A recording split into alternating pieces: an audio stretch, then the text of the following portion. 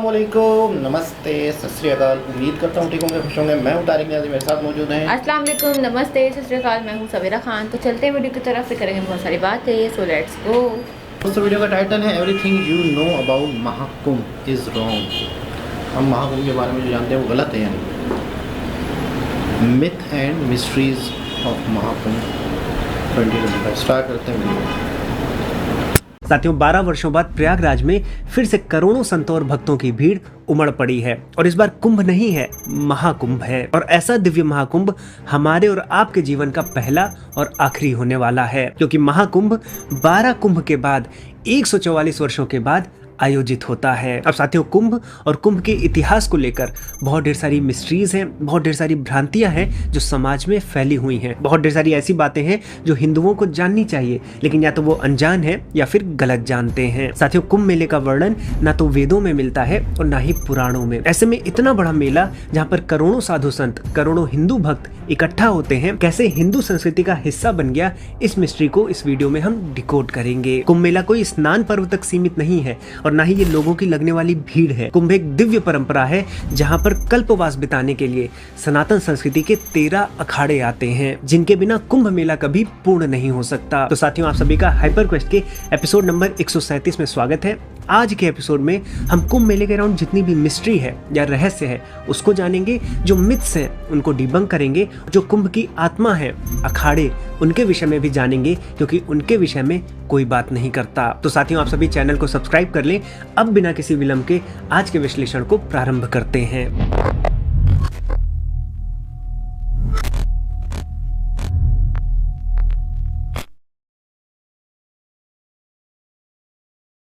तो साथियों, आपको जानकर आश्चर्य हुआ होगा कि कुंभ मेले का वर्णन ना तो वेदों में है और ना ही पुराणों में है। सबसे पहले हम पुराणों की बात करेंगे, क्योंकि जितनी भी कहानियां बताई जाती हैं कुंभ मेले के पीछे, वो पुराणों से ही बताई जाती हैं। और इनमें 3 कहानियां हैं जो प्रमुखता से बताई जाती हैं। सबसे पहली कहानी है समुद्र मंथन की। समुद्र मंथन हमें पुराणों में मिलता है। समुद्र मंथन में बताया जाता है कि जब अमृत कलश का जन्म हुआ, तब देवताओं और दैत्यों में संग्राम छिड़ गया कि अमृत लेगा कौन। और जब इस कलश को लेकर झड़प होती है तो उसमें अमृत की कुछ बूंदें 4 जगह पर गिर जाती हैं, और उन 4 जगहों पर इसीलिए कुंभ मेला मनाया जाता है। इसमें एक वर्जन ये भी है कि बूंदों की जगह कलश ही गिर जाता है 4 जगहों पर, इसीलिए इन 4 जगहों पर कुंभ मेला मनाते हैं। अब ये जो कथा है ये स्कंद पुराण से कोट की जाती है, लेकिन अगर आप स्कंद पुराण को पढ़ें जो आज प्रिंट में है तो आपको ये कथा नहीं मिलेगी। अब इसमें यह हो सकता है कि स्कंद पुराण के ओरिजिनल वर्जन में रही हो, ओरिजिनल मैन्युस्क्रिप्ट में, और समय के साथ ये समाज में तो बात रही लेकिन स्क्रिप्चर में हमने लूज कर दी। ये पॉसिबिलिटी हो सकती है, या फिर ये फोकलोर का हिस्सा रही है कि समाज में कुंभ मेले के पीछे ये कथा प्रचलित थी और समाज में थी, भले टेक्स्ट में ना रही हो। अब जो दूसरी कथा बताई जाती है वो विष्णु जी के वाहन गरुड़ से रिलेटेड है। ये बताया जाता है कि जो गरुड़ थे उनको ये आदेश दिया गया था कि वो अमृत कलश को विष्णु जी के पास लेकर जाएं, और जब वो इस यात्रा में रहते हैं तो 4 जगह पर विश्राम करते हैं, यानी 4 जगह पर उस अमृत कलश को रखते हैं, और इसीलिए उन 4 जगह पर कुंभ मेला मनाया जाता है। और सैडली ये कथा भी किसी पुराण में नहीं मिलती। अब जो तीसरी कथा है वो भी गरुड़ जी से ही रिलेटेड है। जो गरुड़ जी की माँ थी विनता, उनको नागों की माँ कद्रू ने दासी बना लिया था। तो गरुड़ जी अपनी माँ को छुड़ाने के लिए नागलोक से अमृत को लेकर आ रहे होते हैं, और रास्ते में ही इंद्र उन पर अटैक कर देते हैं, और यहाँ भी अमृत कलश से 4 जगहों पर अमृत की बूंदें गिरती हैं। उन्हीं 4 जगहों पर आज कुंभ मेला मनाया जाता है। और अनफॉर्चुनेटली ये भी कथा हमें किसी पुराण में नहीं मिलती। अब इसमें ये हो सकता है, जैसा कि मैंने बताया, कि ये कथाएं मौखिक रूप से पीढ़ी दर पीढ़ी समाज में रही हों और कुंभ मेले के पीछे का कारण बताई जाती रही हों। अब साथियों, इससे पहले हम ये समझें कि फिर कुंभ मेले का इतिहास रहा क्या है, कैसे वो प्रारंभ हुआ है, हमें वेदों में भी जाना चाहिए, क्योंकि कुछ वैदिक क्लेम किए जाते हैं जो असत्य हैं। अब अगर आप वेदों में भी जाएंगे तो कई ऐसे वैदिक मंत्र हैं जहां पर कुंभ शब्द आता है, लेकिन ये कुंभ शब्द कुंभ मेले के लिए नहीं आता। या तो कुंभ घड़े के लिए प्रयोग में आता है या तो पृथ्वी के लिए। यहाँ पर अगर आप देखें तो जो उत्तर प्रदेश की ऑफिशियल वेबसाइट है महाकुंभ के लिए, वहां पर भी एक वैदिक मंत्र को कोट किया गया है कि उसमें कुंभ मेले को लेकर वैदिक रेफरेंस मिलता है, और यह है ऋग्वेद के 10वें मंडल के 89वें सूक्त का 7वां मंत्र। लेकिन अगर आप यहाँ पर ध्यान से देखेंगे तो कुंभ का यहाँ पर अर्थ कुंभ मेले से नहीं है बल्कि घड़े से है। इसी प्रकार अथर्ववेद से भी एक मंत्र बताया जाता है जहाँ पर बोला जाता है कि 4 जगहों पर लगने वाले कुंभ मेले का वर्णन मिलता है। उस मंत्र को भी देखते हैं। ये मंत्र अथर्ववेद के 4थे कांड के 34वें सूक्त का 7वां मंत्र है, और ये स्टार्ट ही होता है चतुरः कुंभान से, और इसको बताया जाता है कि ये 4 कुंभ यानी कि 4 जगह लगने वाले कुंभ मेले का विवरण देता है। लेकिन मैंने कई भाष्यकारों को पढ़ा और किसी भी भाष्यकार ने यहाँ पर 4 जगहों पर लगने वाले कुंभ मेले का विवरण नहीं बताया है। इसी प्रकार और भी ढेर सारे वैदिक मंत्र हैं जहाँ पर कुंभ शब्द आता है। हम इन वैदिक मंत्रों से कुंभ शब्द के बारे में जान सकते हैं, कुंभ शब्द की जो व्युत्पत्ति है उसका आधार क्या है वो समझ सकते हैं। लेकिन कुंभ मेले का इतिहास क्या रहा है और कुंभ मेला कैसा होता था ऐसा वेदों में वर्णित नहीं है। तो अब ये प्रश्न उठता है, जब कुंभ मेले का वर्णन वेदों में भी नहीं है, पुराणों में भी नहीं है, तो कैसे वो सनातन संस्कृति का अभिन्न हिस्सा है और क्यों हर सनातनियों को कुंभ मेले से जुड़ना चाहिए। साथियों, इस महाकुंभ के दौरान प्रयागराज की भूमि ज्ञानमयी होने वाली है। देश विदेश से संत आएंगे, प्रवचन करेंगे, दर्शन की बातें होंगी, कुछ नया ज्ञान विज्ञान आया है तो उस पर चर्चा होगी। पूरी जो भूमि है वो ज्ञानमयी होने वाली है और इसीलिए हम अपने शिक्षण मैप पर भी ज्ञान कुंभ महोत्सव मना रहे हैं। इस महोत्सव में यदि आपको संस्कृत भाषा सीखनी है, दर्शनों को समझना है, उपनिषदों के जो कॉम्प्लेक्स टॉपिक्स हैं उनको सरल भाषा में समझना है, तो आप शिक्षण से अवश्य जुड़े। इस पावन उत्सव में हम आपको प्रत्येक कोर्स पर 30% का डिस्काउंट भी दे रहे हैं। साथियों, 80,000 से भी ज्यादा विद्यार्थी दैनिक रूप से शिक्षण पर भारतीय ज्ञान परंपरा से, चाहे वो पराविद्या हो चाहे अपराविद्या हो, दोनों विद्याओं का अध्ययन करते हैं और अपने जीवन में जो स्ट्रेस है, एंजाइटी है और जो फियर है उससे ऊपर उठकर अपने जीवन को सफलता के मार्ग की तरफ बढ़ा रहे हैं। 30% डिस्काउंट के लिए आप कुंभ 30 कूपन कोड का उपयोग करें। इसी के साथ मैं आप सभी को महाकुंभ 2025 की हार्दिक शुभकामनाएं देता हूं। शिक्षण की लिंक और डिटेल्स आपको नीचे डिस्क्रिप्शन बॉक्स और कमेंट सेक्शन में मिल जाएगी। मैं आपसे निवेदन करूंगा कि इस पावन अवसर पर अपनी ज्ञान की यात्रा को अवश्य प्रारंभ करें। आइए अब वीडियो में आगे बढ़ते हैं। अब साथियों, कुंभ मेले का विवरण भले हमें हमारे स्क्रिप्चर्स में ना मिलता हो, लेकिन अगर आप पारंपरिक रूप से देखेंगे तो कुंभ मेले के सदृश ऐसे कई पर्व और उत्सव रहे हैं जिसमें एक विशेष मुहूर्त पर पवित्र नदियों के किनारे हिंदू इकट्ठा होते रहे हैं और ऐसा सनातन संस्कृति के आरंभ से ही हो रहा है। इसका एक एग्जाम्पल माघ मेला है और माघ मेले जैसे ही नदियों के किनारे लगने वाले मेलों का हमें ऐतिहासिक संदर्भ भी मिलता है। कारण क्या है? कारण यह है कि सनातन धर्म में नदियां पूजनीय रही हैं, इसीलिए हजारों साल से, चाहे वो प्रयागराज हो, नासिक हो, हरिद्वार हो या उज्जैन हो, लोग स्नान करने के लिए जाते रहे हैं। और हमें हमारे पुराणों में इन तीर्थ क्षेत्रों का महात्म्य भी मिलता है। जैसे अग्नि पुराण में प्रयाग महात्म्य है जिसमें प्रयाग की महिमा का वर्णन है। अब प्रयाग में हजारों की संख्या में हिंदू आते थे और संगम पर पवित्र स्नान करते थे। इसका विवरण हमें बौद्ध ग्रंथों में भी मिलता है। जैसे बौद्ध ग्रंथ का एक मुख्य ग्रंथ है मध्यम निकाय, उसके अगर आप खंड 1.7 में जाएंगे तो वहां पर आपको प्रयाग में होने वाले एक स्नान पर्व का उल्लेख मिलेगा। यहाँ पर गौतम बुद्ध कह रहे हैं कि प्रयाग में केवल नहा लेने मात्र से आपके बुरे कर्मों और पापों का नाश नहीं होता है। इसके लिए तुम्हें हृदय से शुद्ध और कर्मों से निष्पक्ष होना पड़ेगा। अब भले यहाँ पर गौतम बुद्ध पवित्र स्नान की निंदा कर रहे हो, लेकिन इससे ये तो प्रूव होता है कि गौतम बुद्ध जी के पहले से प्रयागराज में हिंदू पवित्र स्नान करते आए हैं। तो नदियों पर मेले लगने की और पवित्र स्नान करने की परंपरा प्राचीन है। ऐसा ही एक ऐतिहासिक संदर्भ हमें ह्वेनसांग की सियुकी नाम की पुस्तक में मिलता है। ह्वेनसांग 7वीं सेंचुरी में जब भारत में राजा हर्षवर्धन का शासनकाल था तो भारत आए थे और यहाँ पर भ्रमण किए थे और ऐसे ही नदियों पर लगने वाले उत्सवों का वो अपनी पुस्तक सियुकी में विवरण भी देते हैं। पुस्तक में ह्वेनसांग लिखते हैं कि प्रत्येक 5 वर्ष में प्रयागराज में राजा हर्षवर्धन के शासनकाल में बड़ा उत्सव होता था और इस उत्सव में न केवल ब्राह्मण बल्कि बौद्ध धर्मावलंबी भी पार्टिसिपेट करते थे। इस उत्सव में धर्मों पर व्याख्यान भी चलता था और डिबेट्स भी होती थी और इस उत्सव के बाद राजा हर्षवर्धन बहुत ढेर सारी धनराशि दान भी करते थे। इतिहासकारों का यह भी मानना है कि प्रयागराज में बृहत स्नान की जो परंपरा थी ये गुप्त काल में भी उपस्थित थी। लेकिन साथियों, ये प्रश्न उठता है कि कुंभ मेला कहां से आया? यदि वो मेला होता आ रहा था तो कुंभ शब्द हमें क्यों नहीं मिला? तो यदि आप कुंभ मेले के ऊपर जाएंगे कि कुंभ मेला शब्द कहाँ मिलता है, तब आपको मुगल काल में आना पड़ेगा। हमें सबसे पहला वर्णन कुंभ के विषय में मुगल काल में मिलता है। मुगल काल में जाएंगे तो एक आईने अकबरी करके किताब मिलती है जिसको अबुल फजल ने लिखा था और उसमें ये बताया था कि हिंदू प्रयागराज को तीर्थों का राजा मानते हैं और यहाँ पर 1 महीने के लिए आते हैं, इकट्ठा होते हैं हजारों की संख्या में और पवित्र स्नान करते हैं। लेकिन इस पुस्तक में भी कुंभ शब्द नहीं आया है और ऐसा भी माना जाता है कि प्रयागराज में ही संगम के निकट अकबर ने एक किला बनवाया था और अकबर ने नागा साधुओं के साथ एक संधि की थी कि वो लोग वहां पर स्नान कर सकते हैं। इसके साथ साथ 16वीं शताब्दी की एक किताब और है तबकादे अकबरी और उसमें भी माघ के महीने में एक बहुत बड़े मेले का आयोजन प्रयाग में बताया गया है। अब साथियों, जो कुंभ मेले का विवरण मिलता है वो हमें मुगल कालीन 2 किताबें हैं। पहली है खुलासत उत तारीख और दूसरी है चहार गुलशन, जहां पर हरिद्वार में होने वाले कुंभ पर्व का विवरण है और इन किताबों में कुंभ शब्द का प्रयोग किया गया है। ये दोनों किताबें 17वीं शताब्दी की हैं, जो औरंगजेब के शासनकाल का विवरण देती हैं। आप खुलासा तारीख की बात करेंगे तो उसमें मेंशन्ड है कि जब सूर्य मेष राशि में जाता है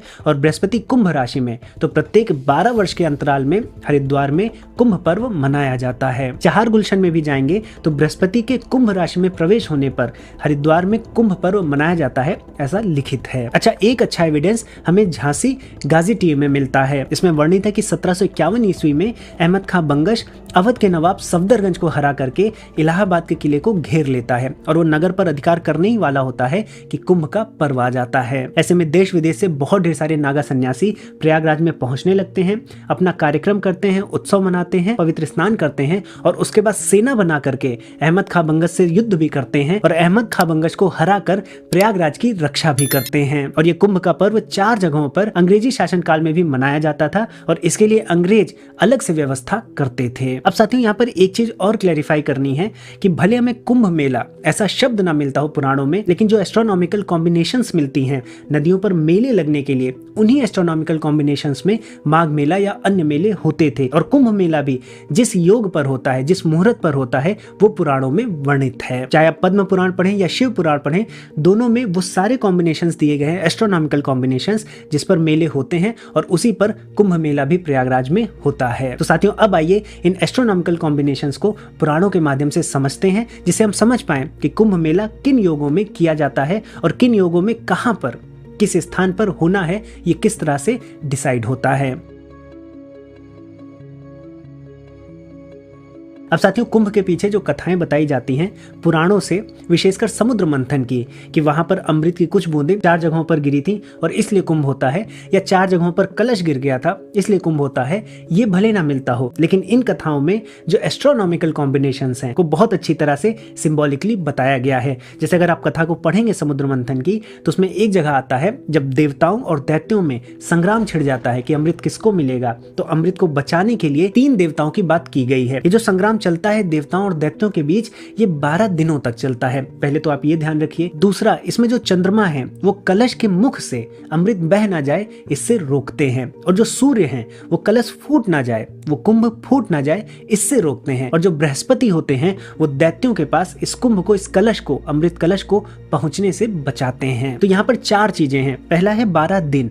12 दिन क्या है? ये देवताओं के दिन है। एक देवता का दिन 1 मानव वर्ष होता है, इसीलिए 12 वर्ष बाद कुंभ का मेला मनाया जाता है। तो ये 12 दिन 12 वर्षों को बताते हैं। और आप ये जानते होंगे कि बृहस्पति की जो 12 वर्ष की साइकिल है उस पर कुंभ का पर्व होता है। लेकिन चूंकि कथा में चंद्रमा और सूर्य भी हैं, इसलिए चंद्रमा, सूर्य और बृहस्पति ये तीनों ग्रह मिलकर कुंभ के पर्व को डिसाइड करते हैं। तो केवल बृहस्पति की स्थिति ही नहीं, बल्कि इन तीनों का जब विशिष्ट संयोग होता है तो किस स्थान पर कुंभ पर्व होगा ये डिसाइड किया जाता है। आइए सबको एक एक करके समझते हैं। तो पहला ये है कि जब बृहस्पति कुंभ राशि में प्रवेश करता है और सूर्य मेष राशि में, तो हरिद्वार में मां गंगा के तट पर कुंभ पर्व मनाया जाता है। इसी प्रकार से जब बृहस्पति ग्रह मेष राशि में जाता है और सूर्य और चंद्रमा दोनों मकर राशि में जाते हैं, तब प्रयागराज में जो त्रिवेणी संगम है वहां पर कुंभ का पर्व होता है। वहीं पर बृहस्पति और सूर्य जब दोनों सिंह राशि में जाते हैं, तब नासिक में गोदावरी नदी के तट पर कुंभ मनाया जाता है। इसलिए इस कुंभ को सिंहस्थ कुंभ भी कहते हैं। और जब बृहस्पति सिंह राशि में जाता है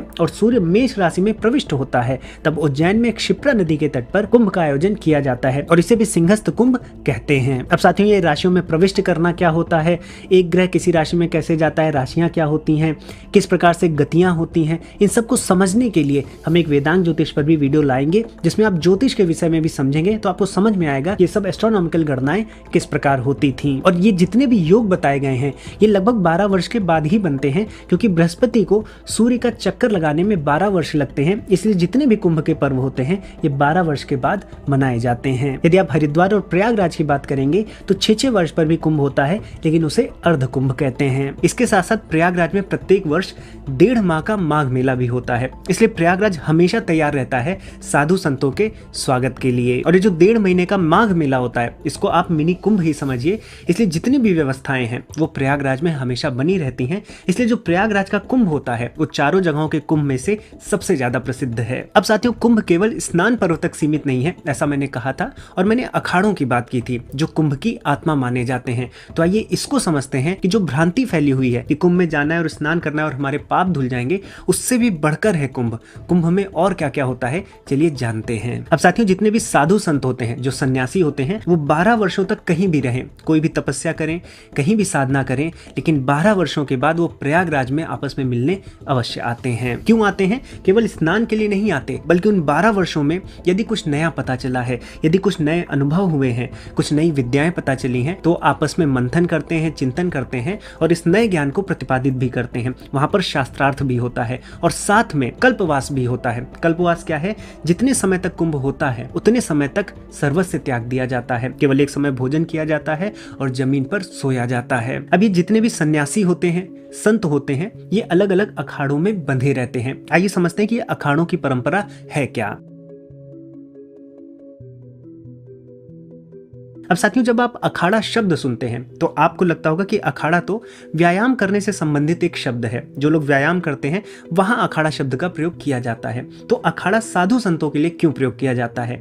तो ये बात है, जब जगत गुरु आदि शंकराचार्य जी सनातन धर्म का रिवाइवल कर रहे थे, सनातन धर्म की जो पताका थी उसको पुनः लहराने का प्रयास कर रहे थे, तो उनको एक बात समझ में आ गई थी कि केवल जो हमारी आध्यात्मिक शक्ति है, जो हमारा दर्शन है, वो ही काफी नहीं है, क्योंकि ये वो समय था जब मंदिरों पर लगातार आक्रमण हो रहे थे। तो वो चाहते थे कि आध्यात्मिक शक्ति के साथ, विद्या के साथ, शास्त्रों के साथ शस्त्र की भी विद्या हमें पता हो। इसलिए जो मठ, जो आश्रम इन विद्याओं के साथ साथ शस्त्र की विद्या, शक्ति की विद्या देते थे, उनको उन्होंने अखाड़ा कहा। और अगर आप आज देखेंगे तो सनातन धर्म में 13 प्रमुख अखाड़े हैं। ये जो 13 अखाड़े हैं ये अलग अलग संप्रदायों से आते हैं। जैसे जो पहले 7 प्रमुख अखाड़े हैं ये सन्यासियों के अखाड़े हैं। ऐसे ही अगले 3 अखाड़े आप देखेंगे तो वैष्णव अखाड़े हैं, और जो अन्य अखाड़े हैं वो उदासीन अखाड़े हैं। इन अखाड़ों की अपनी परंपरा होती है, इनके अपने अपने इष्ट देव होते हैं और इनका एक प्रमुख होता है। जैसे कि आप सनातन धर्म के अखाड़ों की बात करेंगे तो श्री निरंजनी अखाड़ा और श्री जूना अखाड़ा, इन दोनों का नाम आप अवश्य सुने होंगे। श्री निरंजनी अखाड़ा में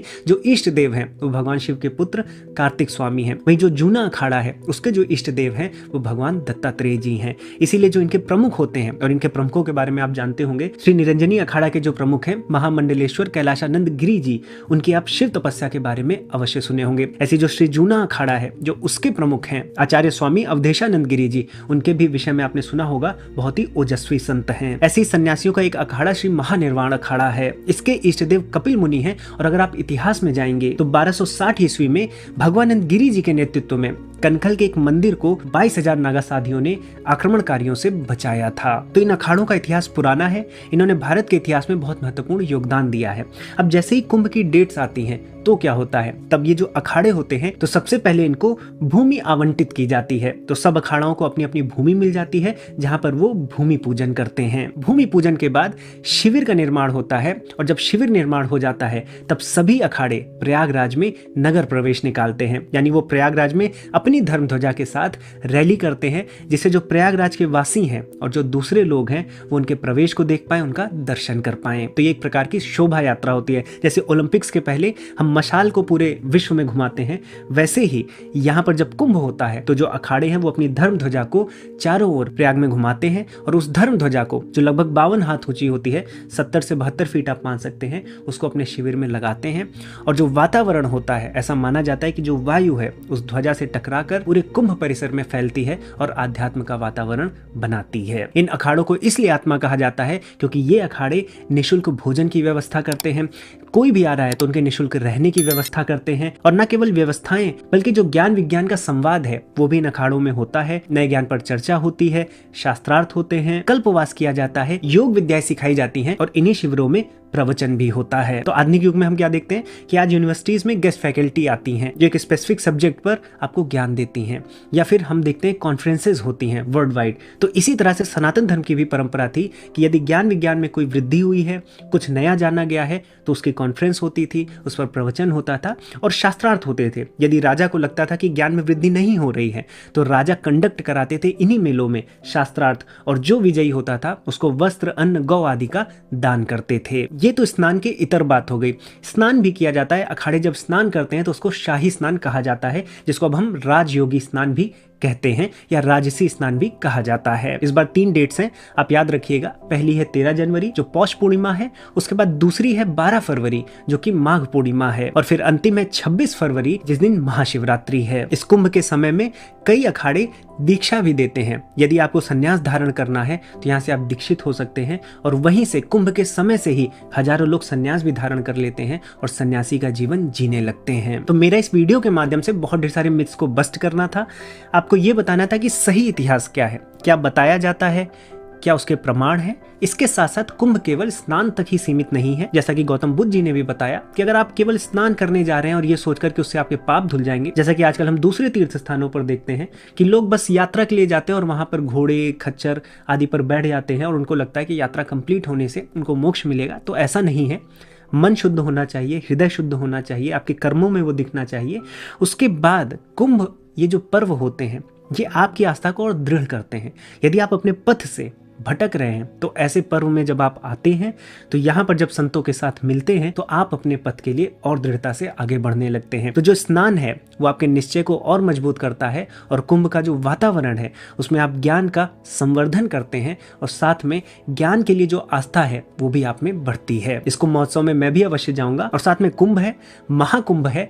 हम अपने शिक्षणम ऐप पर, जैसा कि हमने आपको बताया, कि ज्ञान कुंभ महोत्सव मना रहे हैं, जिसमें आपको प्रत्येक कोर्स पर, चाहे आपको संस्कृत सीखनी हो, दर्शनों को समझना हो, उपनिषदों के जो कॉम्प्लेक्स टॉपिक्स हैं उनको सरल भाषा में समझना हो, तो आपके लिए पावन अवसर है। आप ज्ञान की यात्रा प्रारंभ कर सकते हैं। 30% का एक्स्ट्रा डिस्काउंट भी मिल रहा है, तो आपको थोड़ा आर्थिक लाभ भी मिल जाएगा। तो आप अवश्य जुड़े। इसके साथ साथ मैं आशा करता हूं कि इस वीडियो के माध्यम से आप बहुत कुछ नया जाने होंगे, और यदि आपके मित्रों में, परिवारजनों में कुछ भ्रांतियां हैं तो उनको ये वीडियो अवश्य दिखाइए। और कमेंट में यदि कोई ऐसी बात है जो कुंभ के विषय में है और बहुत लोगों को नहीं पता होगी तो हमें भी अवश्य बताइए। साथ में आप हमारे साथ जुड़ भी सकते हैं। मात्र 59 रुपए प्रति माह की राशि से आप हाइपरक्वेस्ट के लक्ष्यों की तरफ जन सहभागी बन सकते हैं। हम हाइपरक्वेस्ट को एक ऐसा प्लेटफॉर्म बनाना चाहते हैं जहां से ऑथेंटिक, पाखंड रहित सनातन धर्म की जितनी जानकारी है वो आपको उपलब्ध कराई जा सके। 59 रुपए प्रति माह में हमारा जो कंटेंट है, विशेषकर जो पॉडकास्ट है, उसका अर्ली एक्सेस देते हैं। गेस्ट से अगर आपको कुछ पूछना है तो उसकी सुविधा हम आपको देते हैं। व्हाट्सएप ग्रुप देते हैं, जो आपके कमेंट्स हैं उनका प्रायोरिटी रिप्लाई जाता है, और जो बिहाइंड द सीन्स हैं वो भी आपसे शेयर किए जाते हैं। साथियों, आप यहाँ तक जुड़े, मैं आपका धन्यवाद करता हूँ। इसी के साथ इस टॉपिक को, इस वीडियो को यहीं पर दूंगा विराम। अब मैं मिलूंगा एक नए टॉपिक के साथ नई वीडियो में। तब तक के लिए जय श्री राम। जी जनाब। अच्छा, इस वीडियो में जो कुछ है, पहले तो इन्होंने बहुत ही डिटेल से बताया कि महाकुंभ है क्या, महाकुंभ है क्या, और से बहुत ज़्यादा हिंदी वर्ड यूज़ किए इन्होंने, बहुत ज़्यादा प्योर हिंदी में बताया। कुछ मैं समझ भी रहा था। जाहिर सी बात, इतने अरसे से वीडियो देख के काफ़ी कुछ आइडिया हो गया। अच्छा, मैं इस वीडियो को थोड़ा सा आगे बढ़ा देता हूँ, यानी इस तरह से कर देता हूँ कि इन्होंने पूरी डिटेल बताई, सब कुछ बताया। महाकुंभ का वर्ड इसमें नहीं है, इसमें है, लेकिन कहीं ना कहीं नदियों के साथ जो मेले लगते थे, गंगा नदी है या कोई भी नदी है, उनके साथ जो मेले लगते थे वो उसका मिलता है। लेकिन ये है कि मुग़ल दौर में भी बहुत किताबें जो लिखी गई उनमें भी मिलता है। बाकायदा ब्रिटिश दौर में भी नदियों के साथ साथ जो मेले लगते थे उसका जिक्र है। मैं इसको इस तरह से समझता हूँ कि इसकी मैं वजह बताने की कोशिश करता हूँ कि मुझे ऐसा लग रहा है, मिसाल के तौर पे एक है सनातन धर्म। अब देखिए, टेक्नोलॉजी तो आज की चीज़ है। हाँ। सनातन धर्म तो हज़ारों साल पुराना है, ठीक है, और पता ही नहीं है कितने साल पुराना है, ये भी, इसका भी कोई रिकॉर्ड नहीं है, हज़ारों साल पुराना है। हाँ, काफ़ी पुराना है। तो अगर इस तरीके से ये लॉजिक ना होती, मतलब नदियों के साथ, नदियों के पास इस तरीके से सबका इकट्ठा होना ना होता, अगर 12-12 साल में, 6-6 साल, अच्छा साल में भी नहीं है, एक साल में भी नहीं है, हर साल भी नहीं है, वो बहुत मुश्किल हो जाता है। 6 साल में, 12 साल में, 12 साल में, 44 साल, 12 साल, हर 12 साल में हो रहा है। लेकिन वो जो 12 साल पूरे हो जाते हैं तो वो 144 हो जाते हैं, तो वो उसका नाम महाकुंभ है। लेकिन वो हो तो 12 साल बाद ही रहा है ना, पिछले 12 साल पहले भी हुआ था। तो इसका मैं ये समझ रहा हूँ कि टेक्नोलॉजी थी नहीं, कोई भी चीज़ें थी नहीं, तो इस महाकुंभ में 6 साल 12 साल में मिलते थे सब लोग सनातनी। उससे ये होता है, मेरे ख्याल में ये बेनिफिट है, ये फ़ायदे हैं कि आपका धर्म एक लाइन में चलता है, आपके धर्म में की शाखें नहीं बनती। मिसाल के तौर पे कुछ लोग वहाँ रह रहे हैं, 200 साल हो गए, वो यहाँ से नहीं मिले इन लोगों से, वहाँ के जो साधु है, संत अच्छा, हैं, अच्छा, समझ गई। तो वहाँ के लोग वहाँ से, वहाँ मतलब सदियों ही सदियों हो गई, 200 साल हो गए। वहाँ के लोग साउथ के लोग साउथ में रह रहे हैं, नॉर्थ के लोग नॉर्थ में, क्योंकि वो हमेशा ही वहीं रहते हैं ना, उनकी नस्ल दर नस्ल वहीं बढ़ रही है। तो आस्ते आस्ते उस धर्म में उस धर्म में तब्दीली आ जाती, फर्क आ जाता। 300 साल पहले मेरे दादा परदादा ने आने वाली नस्ल को बताते कि यूँ होता है, भगवान होता है, विष्णु होता है, ये होता है, एक वो होता है, रावण होता है, फलाना होता है। मेरी आने वाली नस्ल में बदली हो जाएगा, ऐसा ही वो कुछ और बता देगा। थोड़ा फर्क आते अच्छा, फिर सनातनी या साधु या संत या योगी या इस तरह से जो अखाड़े हैं, ये सब मिलते हैं। तो उसमें ये होता है कि कईयों के साथ कोई नया एक्सपीरियंस हुआ होता है, कोई नई बात पता चली होती है, दूसरे को कोई नई चीज़ होती है। मतलब देखिए, हर माशरे में नए नए मसले पैदा होते हैं।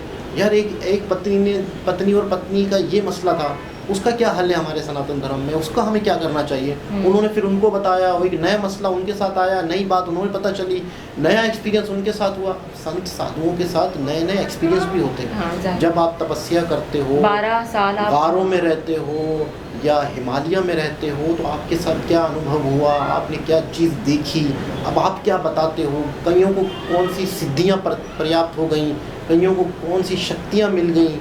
तो बहुत सारी चीज़ें यूँ समझ लो कि एक तरह से कॉन्फ्रेंस का जब इन्होंने लफ्ज़ यूज़ किया तो दिमाग में बत्ती जली कि अच्छा, अगर ये नहीं होता तो कितना नुकसान होता, अगर ये नहीं होता तो कितना ज़्यादा, यूँ समझ लो कि मामलात एक अलग ही शक्ल पैदा हो गई होती सनातन धर्म की। तो मुझे लगता है कि इसके बहुत बेनिफिट हैं, और हाँ, बहुत ज़्यादा बेनिफिट है।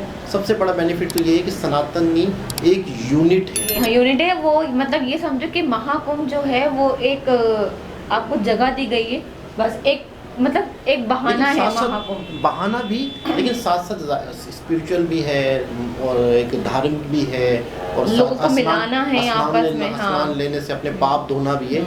लेकिन इसके बहुत बेनिफिट ये हैं कि आपका सनातन, काफ़ी लोग आपसे मिलते हैं, बातें होती हैं। आपका सनातन वही है जो करोड़ों लाखों साल हजारों साल पहले था। पता नहीं कब से है, ये भी नहीं पता, लेकिन कहीं ना कहीं देखिए, यहाँ से अंदाज़ा लगा लें, महाकुंभ का लफ्ज़ नहीं था, लेकिन स्नान था, नदियों के पास जमा होना ज़रूर था।